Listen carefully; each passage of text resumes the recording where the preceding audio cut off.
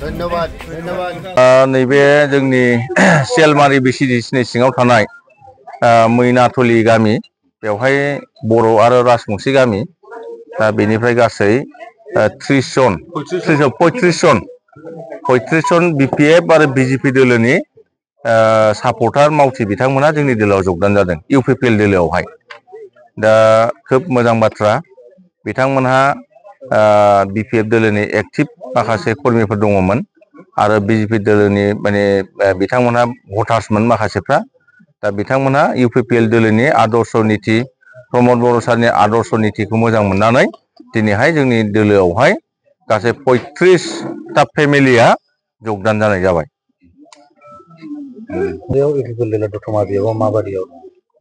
दिनैनि थासारियावहाय दतमानि जे UPPL नि थासारिया खोब मोजां दा बेवहाय इलेक्शन जिहेतु नैबे 22 तारिखआव जागोन सेप्तेम्बरनि दा बेवहाय जोङो खुनु गोनो गोथो गैयालासेनो UPPL दोलोआ गोबां भटआव जों देरहानो हागोन आरो दैलि जयनिं हाबाफारिया सोलिगासिनो दङ माखासेफोरखौ मिडिया प्लास होनाय जाया जोङो एखनबा लोगो मोनफ्लांबा मिडिया लाबाय मिडिया लायै बेबादिनो दैलि प्रग्रामा जाबाय थायो बे हिसाबै सिगाङावबो जोंनि जेननाया बारा बुरजा डिफारेन्सआव जेनखायाखैमोन 1400 भटआव जों जेनदोंमोन थांनाय 2020 आवहाय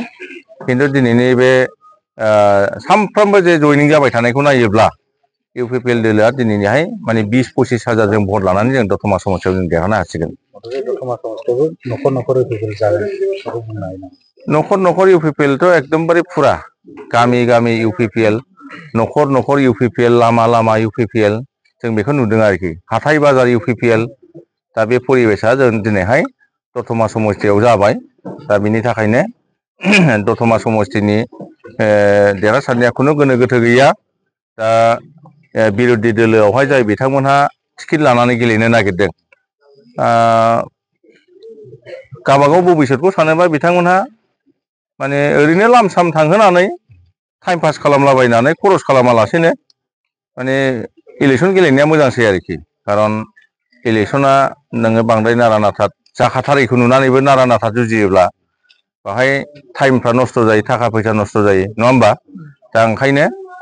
बिथांमोनहा दतमा समस्तियावहाय ओरैनो लामसाम इलेक्शन बारहोनाया मोजांसै आरोखि दा जोंनि देरहासारनाया खमसे खम